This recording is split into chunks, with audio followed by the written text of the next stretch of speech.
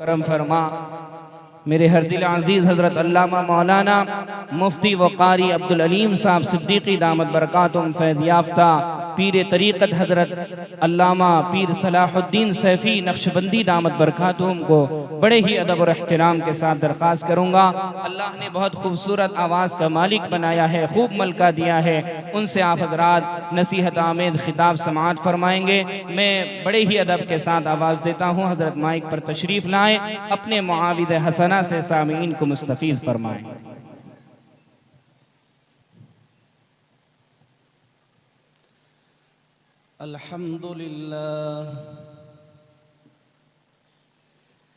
अल्हम्दुलिल्लाह नहमदुहु व नस्तईनुहु व नस्तगफिरुहु व नु'मिनु बिही व नतवक्कलु अलैहि व नऊज़ु बिल्लाहि मिन शुरूरि अनफुसिना व मिन सय्यिआति अअमालिना मन यहदिहिल्लाहु फला मुज़िल्ल लहु वमन युज़लिल्हु फला हादिय लहु व नशहदु अल्ला इलाहा इल्लल्लाहु वहदहु ला शरीक लहु व नशहदु अन्न सय्यिदना व हबीबना व सनदना व मौलाना मुहम्मद सल्लल्लाहु तबारक व तआला अलैहि व अला आलिहि व अस्हाबिहि व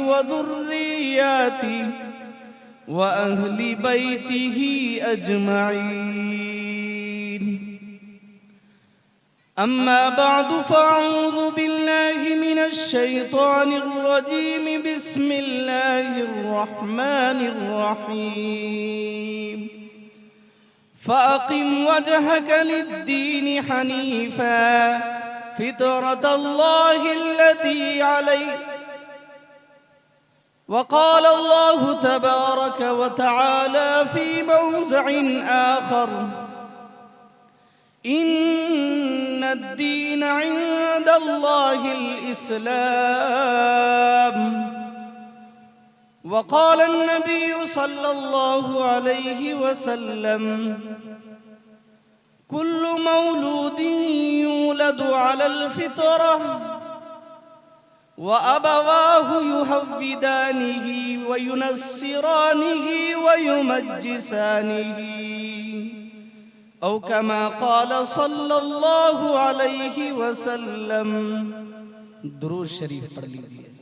या रब्बी सल्लि व सल्लिम दाइमन अबदा अला हबीबिका खैरिल खल्क़ि कुल्लिहिम। मेरे मुहतरम बुजुर्गों, दोस्तों और अजीज साथियों, अल्लाह रब्बुल इज़्ज़त का बेइंतहा एहसान व करम हुआ कि उस रब्बे ज़ुल जलाल ने हमें और आपको एक मुबारक महफिल मुनाकिद करके उस पर बैठकर कुछ बातें कहने और सुनने की तौफीक दी। दुआ करे कि अल्लाह रब्बुल इज़्ज़त नाचीज़ को सही कहने और हम सबको उस पर अमल करने की तौफीक अता फरमाए।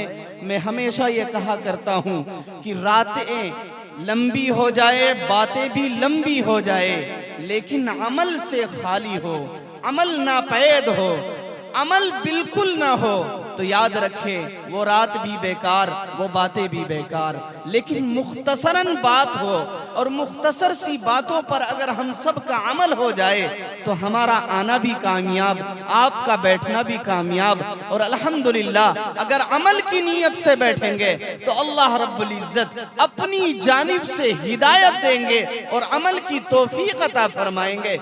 याद रखें, अक्सर ये समझना चाहिए इंसान को कि जब तक अल्लाह की तौफीक न हो आप एक कलाम कर नहीं सकते और आप एक कलाम सुन नहीं सकते। अल्लाह ने तौफीक दी, मैं कह रहा हूँ, अल्लाह ने आपको तौफीक दी, आप सुन रहे हैं। अब अल्लाह से ये भी दुआ कर लीजिए कि प्यारे अल्लाह, जो कहा जा रहा है और जो सुना जा रहा है उस पर हम सबको अमल पर गामजन कर दीजिए। अल्लाह हमें कहने सुनने से ज्यादा अमल करने की तौफीक अता फरमाए। मेरे अजीजों, मैंने जो कुरान करीम की आयत पढ़ी और हदीस का एक टुकड़ा पढ़ा, दोनों से एक मतलब निकलता है, लेकिन उस मतलब निकालने से पहले मैं आपसे ये सवाल करना चाहता हूं कि बताइए, अल्लाह ने जो नेमतें दी हैं उनमें सबसे बड़ी नेमतें कौन सी है? सबसे बड़ी नेमत कौन सी है? वसख्खर लकुमुश शम्स वल कमर वसख्खर लकुमुल लैल वन नहार। अल्लाह रब्बुल इज्जत ने बेशुमार नेमतें हमें और आपको अता की। व इन तउद्दू निअमतल्लाहि ला तुहसूहा, अगर आप मेरी नेमतों को शुमार करना चाहो तो शुमार नहीं कर सकते। यकीनन अल्लाह ने हमें सूरज भी अता किया जिससे हम फायदा उठाते हैं, चांद भी दिया, सितारे भी दिया, अल्लाह ने बेशुमार नेमतें दी। हाँ, मैं बताता चलूं, रातें अल्लाह ने दी, दिन अल्लाह ने दिया, ये जिंदगी हमें और आपको अल्लाह ने दी, आंखें अल्लाह ने दी, जुबान अल्लाह ने दिए, कान अल्लाह ने दिए, गर्जे के आबशारे सारी चीजें अल्लाह ने दी हैं। हाँ, ये नदियां भी अल्लाह ने दी, ये झरने, ये उड़ते पत्ते और ये लहलहाते दरख्त, और हर दरख्त में अलग अलग फल, हर दरख्त के अलग अलग पत्ते, हर फलों के अलग अलग मजे, ये सारी नेमतें हमें और आपको अल्लाह ने मुफ्त में अता किया है। बताइए, इसके लिए कुछ देना पड़ा? कुछ भी नहीं, मुफ्त में अता किया। लेकिन याद रखें, उन तमाम नेमतों में सबसे बड़ी नेमत जो हमें और आपको अल्लाह ने अता किया है वो है ईमान की दौलत, वो है ईमान की दौलत। वरना याद रखें, सोचना चाहिए कि अगर हमें और आपको गैर के घरों में पैदा कर देते और हम मुसलमान न होते, अच्छा, जो ये शिकायत कर रहे हैं कि जी मुझे तो पैदा कर दिया उस घर में, याद रखें, कुल्लु मौलूदी यूलदु अलल फितरा, अल्लाह रब्बुल इज्जत ने हर इंसान को, हर बच्चे को जब विलादत करता है, जब पैदा करता है, जब उसकी तख्लीक करता है, तो याद रखें फितरत पर पैदा करता है, और फितरत का माना है इस्लाम। यानी उन्हें ईमान की दौलत अता करके अल्लाह रब्बुल इज्जत आसमान दुनिया से इस जमीन दुनिया में भेजते हैं, ईमान की दौलत अता करके। लेकिन उनके वालिदैन या तो उसे ईमान की दौलत ही में रखते हैं, ईमान बनाकर रखते हैं, या उनके वालिदैन नसरानी बनाते हैं, यहूदी बनाते हैं, या मजूसी बनाते हैं। जिस मजहब के मानने वाले उनके वालिदैन हो, उसी मजहब में वो ढाल देते हैं। लेकिन याद रखें, अल्लाह रब्बुल इज्जत हर इंसान को इस्लाम में पैदा किया है, तो सबसे बड़ी दौलत ईमान की दौलत है। क्यों सबसे बड़ी दौलत है? याद रखें, आज हम ये समझते हैं कि जिसके पास बैंक बैलेंस हो, सारी राहतें हो, एयर कंडीशन कमरे हो, बड़ी इमारतें और बड़ी बिल्डिंगें हो, वो ये समझते हैं कि मैं कामयाब हो गया। याद रखें, आप कामयाब नहीं है, इसलिए कि आप तारीख उठाकर देखिए, आपसे पहले कारून आया है इस रुए जमीन पर। वो कारून जिसके बारे में कुरान मजीद के अंदर अल्लाह रब्बुल इज्जत ने इरशाद फरमा दिया, इन्न कारून कान मिन कौमी मूसा फबगा अलैहिम व आतैनाहु मिनल कुनूज़ मा।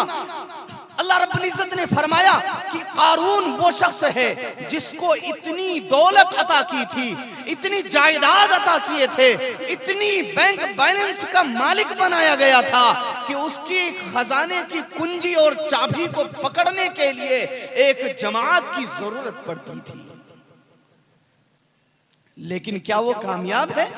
फखसफना बिही व बिदारिहिल अर्ज़, अल्लाह रब्बुल इज्जत ने उनके महल के साथ जमीन में उसके सारी जायदाद के साथ उसे भी धंसा कर रख दिया, और ये कह दिया कि सुनो, अगर तुम्हारे पास ईमान की दौलत नहीं है, दुनिया की सारी दौलतें तुम्हारे सामने मौजूद हो, तुम्हारे कदमों में निछावर कर दिया जाए, लेकिन ईमान की दौलत से तुम कोरे हो, तो याद रखो तुम कभी कामयाब नहीं हो सकते, तुम कभी कामयाब नहीं हो सकते, तुम कभी कामयाब इंसान नहीं कहला सकते। अल्लाह ने फरमा दिया वल अस्र इन्नल इंसान लफी खुस्र, खुदा जमाने की कसम सारे इंसान घाटे में है, मगर हाँ वो इंसान कामयाब है इल्लल्लज़ीना आमनू, जो ईमान वाले हैं वो कामयाब है, और ईमान वालों के अलावा जो है वो सारे के सारे खसारे में मुब्तला है। और ईमान वाले भाइयों, मैं आपसे ये कहना चाहता हूँ कि खुदा की कसम अल्लाह ने आपको सबसे बड़ी दौलत अपने खजाने से निकाल कर मुफ्त में अता किया है। आप अहद कर लीजिए कि इंशाअल्लाह इस ईमान की हिफाजत मरते दम तक करूंगा, और आखिरी मरते दम तक अपनी औलाद के ईमान की तहफ़्फ़ुज़ का सबब भी कायम करूंगा, उनके ईमान की दौलत की भी हिफाजत करूंगा। ये अहद कर लीजिए, इसलिए कि ईमान की दौलत सबसे बढ़कर दौलत है। मैं आपको बताता चलूं, अल्लाह के नबी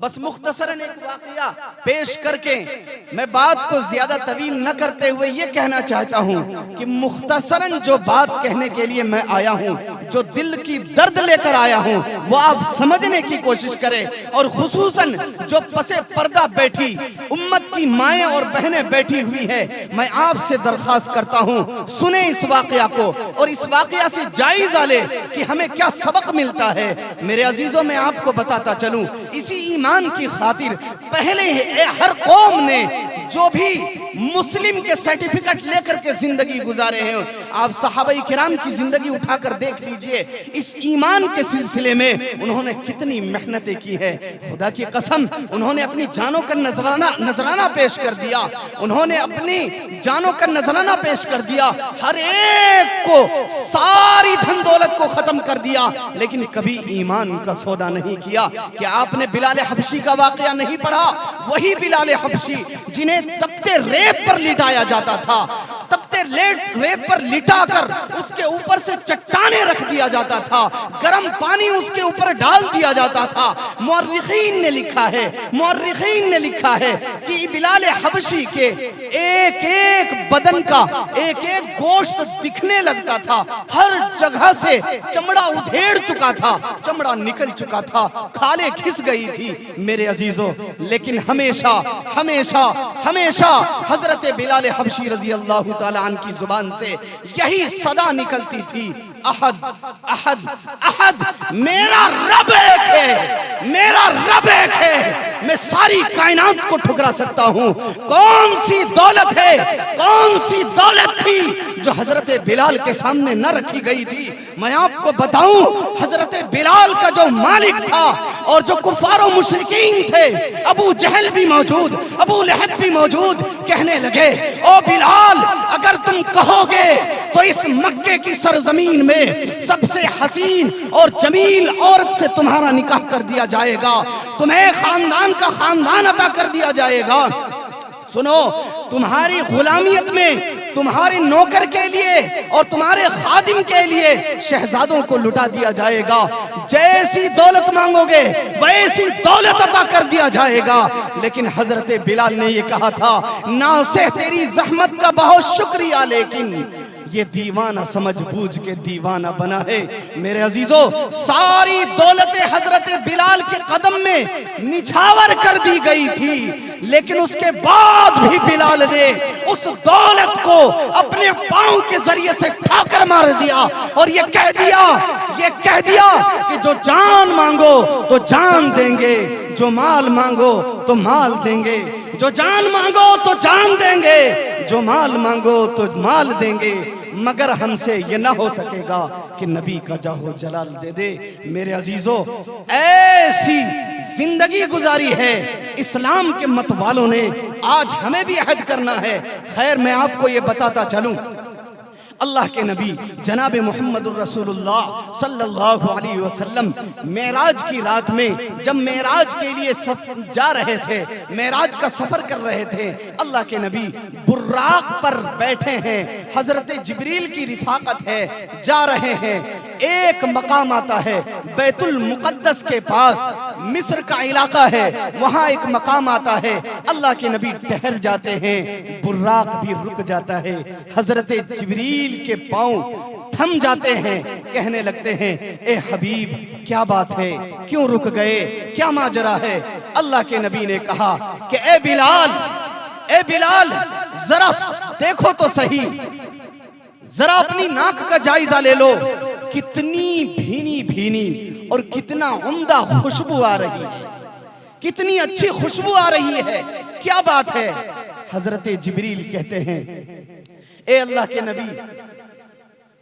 के नबी ये खुशबू यकीनन आ रही है, लेकिन मैं आपको बताऊं ये खुशबू कहां से आ रही है।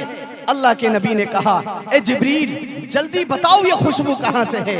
अल्लाह के नबी से हजरत जिब्रील अलैहिस्सलातु वस्सलाम ये अर्ज करते हैं, इधर उधर ना देखे, बातें इधर हो रही है। मैंने शुरू ही में कहा था इसीलिए कि जो बातें कही जाए उस पर अमल करने की कोशिश करें। मैं बहुत बड़ी दौलत की बात कर रहा हूं, ईमान की दौलत। मसला यही है, माले मुफ्त दिले बेरहम, जो माल मुफ्त में मिलता है ना उसकी परवाह नहीं होती। ईमान की दौलत अल्लाह ने हमें और आपको मुफ्त में अता किया है, लेकिन याद रखें इसका हिसाब कल क़यामत के दिन हम में से हर एक को देना है। खैर, मैं अर्ज ये कर रहा था, मेरी माएँ और बहनें जो पर्दे में बैठी है वो खास तौर से सुने। हजरत जिब्रील कहते हैं ए अल्लाह के नबी ये वो मकाम है और ये जो खुशबू आ रही है ये फिरौन की बेटी की खादिमा और उनकी बांदी मुशाता की कब्र से ये खुशबू आ रही है। मसनद अहमद की हदीस है, मैं आपको बताऊं। अल्लाह के नबी कहने लगे जरा तफसील से बताओ जिब्रील क्या बात है। हजरत जिब्रील कहते हैं अल्लाह के नबी हजरत मूसा अलैहिस्सलातु वस्सलाम का दौर है और फिरौन की बेटी की खादिमा फिरौन की बेटी के बालों में कंघी कर रही है और इत्तिफाक से वो कंघी गिर जाती है और उस खादिमा की जुबान से निकल आती है ला इलाहा इल्लल्लाह मूसा कलीमुल्लाह। फिरौन की बेटी कहती है कि ये कैसा लफ्ज, ये कैसे लफ्ज की तुमने अदायगी की है। ये कलमा पहली मर्तबा मैंने सुना है, बताओ ये कलमा किसका है। रब तो मेरा अब्बा जान है, यानी फिरौन रब है, तुम किसे रब मान रही हो। वो कहती है कि सुनो ओ मोहतरमा, सुनो, तुम्हारा रब भी अल्लाह है, मेरा रब भी अल्लाह है, और तुम्हारा बाप जो हमेशा ये कहा करता है अना रब्बुकुमुल आला, कि मैं ही तुम्हारा रब हूं, सुनो तुम्हारा बाप फिरौन का भी रब अल्लाह है। उसके बाद वो बंदी कहती है कि मैं हरगिज तुम्हारे बाप को रब नहीं मानती, मैं तो उस अल्लाह को रब मानती हूं। चुनांच उसकी बेटी तेश में आ गई और अपने वालिद से कहा कि बादशाह सलामत, अब्बा जान, ये फला खादिमा किसी दूसरे रब पर ईमान तस्लीम कर चुकी है। चुनांच फिरौन तेश में आता है और दरबारियों से कहते हैं कि जरा लाया जाए, उस खादिमा को लाया जाए और दरबार में पेश किया जाए। वो खादिमा आती है, उनसे सवाल होता है कि बताओ तुम मेरे अलावा किसी और को रब मानती हो। वो खादिमा बबांगे दुहल ये कहती है सुने, मैं अपनी बहन से और अपनी माँ से ये कहना चाहता हूँ, और आज जो इर्तिदाद की हवा इस मुल्क हिंदुस्तान में फैल चुकी है। और मैं उन औरतों से और उन बच्चियों से कहना चाहता हूं जो कॉन्वेंटों में, स्कूलों में और कॉलेजेस के अंदर पढ़ती है और चंद टकों में अपने ईमान का सौदा कर देती है। मैं उन मुस्लिम खानदान से कहना चाहता हूं जो अपनी गुर्बत की वजह से ईमान को छोड़कर, अल्लाह को छोड़कर, अल्लाह के दीन को छोड़कर, अल्लाह के नबी की रिसालत को छोड़कर, इस अच्छे दीन और इस अच्छे मजहब को छोड़कर जो दूसरे दीन को इख्तियार करता है, मैं उसे ये कहना चाहता हूं कि सुनो, एक मोमिना की, एक अल्लाह की पाकबाज बंदी की, एक पाकबाज बंदी की बात सुनो और उनका कौल सुनो। फिरौन का दरबार है जो अपने आप को ये कहा करता है कि मैं तुम्हारा रब हूं। और कैसी कौम थी, कैसे लोग थे कि उस जमाने में सारे लोग फिरौन को खुदा भी तस्लीम किए हुए थे। ऐसे फिरौन के सामने वो छोटी सी, वो आजिजा, वो बांदी यूं खड़ी है और कहती है कि सुनो फिरौन, मैं तुम्हें रब नहीं मानती, रब तो वो खुदा है। मेरे अजीजों, आगे का हाल सुनिए। वो फिरौन कहता है कि अगर तुम अपनी बात से पीछे नहीं हटोगी तो सुनो, तुम्हारी बच्चियों को जलाकर राख कर दिया जाएगा। चुनांच उस बांदी की 2 बच्चियां थी जो सामने खड़ी थी और एक शेरखार बच्चा उस औरत के गोद में था। फिरौन की जानिब से यह हुक्म होता है कि कढ़ाई लाया जाए। कढ़ाई लाई जाती है और उसमें आग जलाई जाती है। खुदा की कसम, आग खोलने लगती है। उसके बाद फिरौन ये कहता है, इनकी दोनों बेटियों को इस आग में झोंक दो, फिर ये खुद ब खुद बाज आ जाएगी। चुनांचे उनकी दोनों बेटियों को उस आग में झोंक दिया जाता है। लेकिन वो खुदा की बंदी क्या कहती है? रब्बी इब्नी ली इंदका बैतन फिल जन्नह वनज्जिनी मिन फिरऔन व अमली वनज्जिनी मिनल कौमिज़ ज़ालिमीन। वो बंदी खुदा ये कहती है कि प्यारे रब, मैंने सिर्फ आपकी रिजा के लिए, आपकी खुशनुदी के लिए अपनी 2 बच्चियों का कुर्बान कर दिया हूं। अगर आप राजी हैं तो मैं अपने आप को कुर्बान करने के लिए तैयार हूं। लेकिन यह नहीं हो सकता कि मैं ईमान के साथ सौदा कर दूं। ऐसा कौल उन्होंने कहा है। मेरे अजीजों, आगे की बात सुनिए। उसके बाद वो टस से मस नहीं होती है, वो बांदी हिलती नहीं, थर्राती नहीं। उसके बाद वो फिरौन कहता है कि इसके गोद से वो शेरखार बच्चा को ले लो और आग में डाल दो, फिर इसे समझ में आ जाएगा। चुनांच दूध पीता बच्चा, जो छोटा बच्चा है, उस बच्चे को उठाया जाता है और आग में फेंक दिया जाता है। उस बच्चे को आग में फेंक दिया जाता है। लेकिन जब उस बच्चे को आग में फेंकने के लिए उसका खादिम जा रहा था तो वो बांदी रोने लगी, इसलिए कि दूध पीता बच्चा था। रोने लगी, लेकिन अल्लाह की जानिब से उस छोटे बच्चे को कुव्वते गोयाई मिलती है और वो छोटा सा बच्चा अपनी जुबान से ये कह उठता है कि अम्मी जान फिक्र ना करे, फिक्र ना करे। जिस खलील को नमरूद ने, जिस हजरत इब्राहिम को नमरूद ने आग में डाला था और उस खलील के लिए अल्लाह ने अपने खलील के लिए आग को गुले गुलजार कर दिया था, वो रब आज भी है, कयामत तक हमेशा हमेशा वो रब रहेगा। वो रब आज भी है। आज जब मुझे आग में डाला जाएगा तो वो आग भी आज वो रब गुले गुलजार बना देगा। मेरे अजीजों, आग में डाला जाता है। उसके बाद फिर उस बांदी को भी आग में डाला जाता है। लेकिन ये बांदी ये कह उठती है कि फिरौन, तू यकीनन मेरा बादशाह है, मैं तुझे बादशाह तस्लीम करती हूँ, लेकिन रब नहीं। लेकिन एक फरियाद है, एक दरखास्त है, और वो दरखास्त ये है कि जब ये मैं और मेरी औलाद जब जलकर राख हो जाए तो सबकी हड्डियों को एक ही जगह दफन करना। फिरौन कहता है कि मैं जालिम बादशाह तो हूं, लेकिन तुम्हारी बहुत सारी खिदमत है हमारे पास, इसलिए मैं तुम्हारी इस बात को मानता हूं। फिरौन ने उसकी सारी हड्डियों को इकट्ठा कर दिया गया, दफना दिया गया। सैकड़ों साल के बाद अल्लाह के नबी मेराज के सफर में जा रहे हैं, कहां जमीन में दफन है और अल्लाह के नबी को खुशबू पहुंच रही है। मेरे अजीजों, ये कौन सी दौलत है?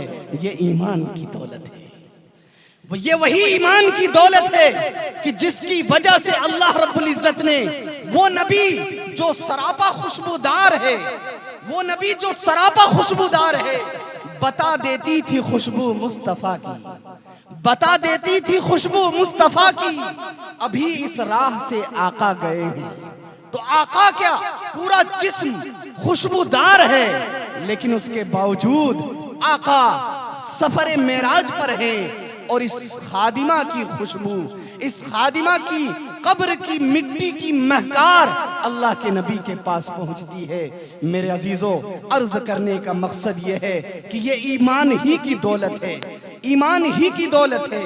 अगर ईमान की रमक बाकी है तो याद रखे, कल क़यामत के दिन हमारा और आपका हिसाब व किताब बहुत आसान होगा और इस ईमान की रोशनी से हम और आप और सारी कायनात जो ईमान वाले होंगे वो पुल सिरात के रास्ते को पार कर जाएंगे। इसलिए अहद करें कि इंशाअल्लाह हम अपने ईमान की बका और ईमान की हिफाजत की कोशिश करेंगे इंशाअल्लाह।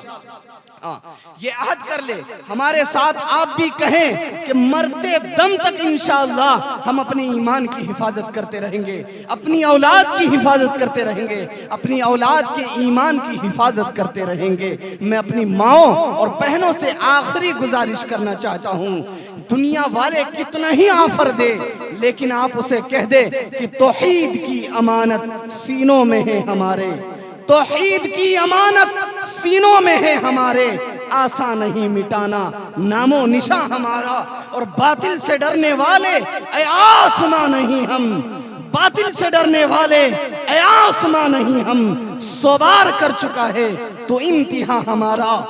दुनिया की सारी कुफ्र की ताकतें आज इकट्ठा हो गई है, और मुसलमानों सुनो मेरी बात को, दुनिया की सारी ताकतें इकट्ठा हो गई है सिर्फ इसलिए कि ताकि आपको ईमान से खारिज कर दिया जाए।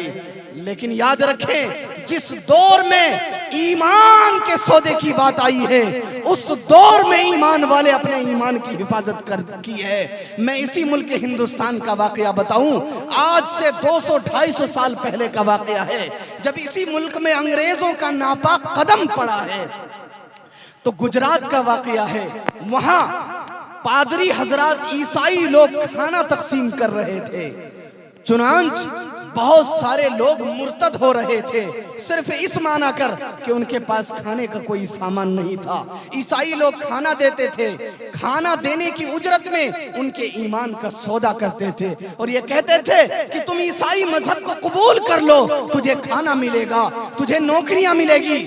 आज भी मैं आपको बताऊं, आज भी ऐसे दल्ले मौजूद हैं जो आपके ईमान का सौदा करने के लिए तैयार है।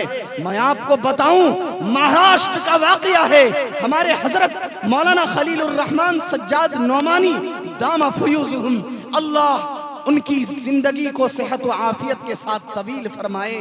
हजरत कहते हैं कि 1 साल का जायजा है, 5000 मुसलमान घर वाले वो मुर्तद हो गए। 5000, बहुत अफसोस की बात है। हम और आप ये समझ रहे हैं कि कल क़यामत के दिन पूछ नहीं होगी। खुदा की कसम, मैं दावे के साथ कहता हूं कि हम में से हर एक का गिरबान पकड़ा जाएगा और उनमें से हर एक के बारे में पूछ होगी कि वो औरतें जिनकी ब्याह के लिए पैसे नहीं थे, वो घर वाले जो खाने के लाले पड़ रहे थे, उन्होंने अपने ईमान का सौदा सिर्फ इसलिए किया ताकि उन्हें खाने को मिल जाए, उन्हें नौकरी मिल जाए। मेरे अजीजों, हम में से जो सेठ है और जो अपने आप को मालदार कहते हैं, याद रखें कल कयामत के दिन पूछ होगी कि तुमने रुपये कमाए थे लेकिन खर्च कहां किए थे। मेरे अजीजों, दिल की दर्द है, मैं आपको बताता चलूं, दिल की एक भड़ास है, वो ये है, बहुत अफसोस के साथ कहना पड़ता है, आज हमारी कौम के लोग अपनी शादी ब्याह में खुदा की कसम 5-6 लाख खर्च कर देते हैं, यूं ही फजूल की खर्च कर देते हैं। लेकिन जब बात आती है किसी ईमान की तहफ़्फ़ुज़ की, ईमान की बका की, तो वो चंद रुपए खर्च करने को लाले पड़ जाते हैं। तोफ है तेरी मालदारी पर और तेरी बैंक बैलेंस पर। इसलिए मेरे अजीजों, उन गरीब मुसलमानों की खैर खा बनो, उन गरीब मुसलमानों के खैर खा बनो, उनकी दिलजोई करो। अगर आप एक गरीब खानदान की दिलजोई करेंगे, उनके खानदान को चलाएंगे, एक घर एक बेवा के सर पे हाथ रखेंगे, यतीम के सर पे हाथ रखेंगे, खुदा की कसम कल कयामत के दिन इसका अजर आपको अल्लाह रब्बुल इज्जत अपने हाथ से अता करेगा। इसलिए मेरे अजीजों, अपने ईमान की भी हिफाजत करें, अपनी औलाद के ईमान की हिफाजत करें और अपने अड़ोस पड़ोस के जो गरीब भाई हैं उन्हें कहीं जाने ना दे। मैं आपको क्या बताऊं, मैं झारखंड जिला धनबाद का रहने वाला हूं। 5-6 नौजवान मेरी निगाह में ऐसे हैं, मेरी निगाह में ऐसे हैं, मैं क्या बताऊं आपको, जो ईमान छोड़ करके ईसाई मजहब को कबूल कर लिया सिर्फ इसलिए कि उन्हें 8-8 हजार की नौकरी मिली है, सिर्फ 8-8 हजार की नौकरियां मिली है। वो 8 हजार के चक्कर में अपने ईमान का सौदा कर दिया। मेरे अजीजों, ये ईमान की दौलत बहुत बड़ी दौलत है। मैं कहां तक बताऊं, मैं कहां तक बताऊं आपको, मेरे पास खुदा की कसम वो जुबान नहीं है। मैं अपनी पगड़ी आपके कदमों में रखना चाहता हूं और अपनी पगड़ी का वास्ता देकर कहना चाहता हूं, वो बांदी जिसकी कब्र की मिट्टी की महकार अल्लाह के नबी के पास आती है, अल्लाह के नबी के पास वो खुशबू पहुंचती है, उस कब्र की मिट्टी की महकार का वास्ता देता हूं और आपसे दरखास्त करता हूं, अपने ईमान की हिफाजत कीजिए, अपनी औलाद के ईमान की हिफाजत कीजिए, अपने दोस्त अहबाब और जो रिश्तेदार जो गरीब बेवा यतीम हैं उनकी दिलजोई कीजिए, उनकी बाज पुरस कीजिए। ये बहुत बड़ी सआदत की बात है। मैं बताना ये चाह रहा था कि मुल्क हिंदुस्तान का वाकया है कि एक बच्चा, मैंने बताया कि ईसाई मजहब वाले खाना तकसीम कर रहे थे, उस बच्चे की बारी आती है, वो बच्चा कटोरे को यूं देह मारता है और वो बच्चा रोता हुआ आ जाता है। याद रखें मेरे बच्चों, आपसे कहना चाहता हूं, वो बच्चा कटोरी को देह मारता है, बच्चा वापस होता है। चंद नौजवान आलिम की जमात थी, वो बुलाते हैं उस बच्चे को और कहते हैं, बेटा क्या बात है, सबको खाना मिल रहा है, तुझे खाना नहीं दिया गया, क्या बात है। वो बच्चा कहता है कि मैं क्या बताऊं, खाना इस मुनासबत से दे रहे हैं कि अगर कोई ईमान का सौदा कर दे, ईमान को छोड़कर ईसाई मजहब को में दाखिल हो जाए तो उसे खाना मिल रहा है, जो ईमान को नहीं छोड़ रहा है उसे खाना नहीं मिल रहा है। वो जमात कहती है कि तुमने ईमान का सौदा क्यों नहीं किया। सुनो मेरे नौजवानों, सुनो मेरे नौजवानों, मैं चाहता हूं मेरी ये दर्द आपके दिल में पहुंच जाए। मैं माओ से कहना चाहता हूँ, पसे पर्दा बैठी बहनों से कहना चाहता हूँ, अपनी औलाद को यही दर्स दो जो उस बच्चे को उनके माँ बाप ने दर्स दिया था। वो बच्चा कहता है कि सुनो मौली साहब, मैंने ईमान का सौदा इसलिए नहीं किया कि मेरे दादा ने मुझे ये दर्स दिया है कि बेटा मर जाना लेकिन ईमान का सौदा मत करना, और मेरे दादा मर गए लेकिन ईमान का सौदा नहीं किए। फिर मेरे अब्बू जान ने कहा कि बेटा मर जाना, ईमान का सौदा मत करना। फिर मेरी अम्मी जान ने कही कि बेटा मर जाना, ईमान का सौदा मत करना। मैं आपको बताऊं, वो बच्चा कहता है कि 1 हफ्ते पहले पूरा खानदान मेरा मर चुका है, 2 रोज से मैं भूखा प्यासा हूं, लेकिन मेरे माँ ने मुझे ये सबक दिया है कि बेटा भूखे प्यासे मर जाना लेकिन ईमान का सौदा मत करना। तौहीद की अमानत सीनों में है हमारे, आसान नहीं मिटाना नामो निशा हमारा। बातिल से डरने वाले आसमां नहीं हम सवार कर चुका है तो इम्तिहान हमारा। मेरे अजीजों, आखिर में एक दरखास्त करना चाहता हूँ। यह हद करे कि इंशाअल्लाह हम अपनी जानों का नजराना पेश कर देंगे। कोई भी आए, कोई कुछ भी कहे, जय श्री राम का नारा लगाने के लिए कहे या कोई भी कहे, अगर वो ये कहे कि तुम्हें मार देंगे, जल्दी से नारा लगाओ। याद रखें, मैं अपने बिरादराने वतन से भी कहना चाहता हूँ, जो गैर मुस्लिम भाई हैं, सुने मेरे गैर मुस्लिम भाई, आपकी जगह मेरे दिल में है, मैं आपसे मोहब्बत करता हूँ, लेकिन इसका मतलब ये नहीं कि मैं अपने ईमान को छोड़ दूं। मेरे ईमान ने मुझे ये कहा है कि हर एक मजहब के मानने वालों से मोहब्बत करो। मेरे ईमान ही ने तो मुझे ये दर्स दिया है। इसलिए अहद करे कि इंशाअल्लाह कुछ भी हो जाएगा। हाथ उठाएं, मेरे साथ कहे कि इंशाअल्लाह। अल्लाह के नबी ने हाथ उठाकर रखे।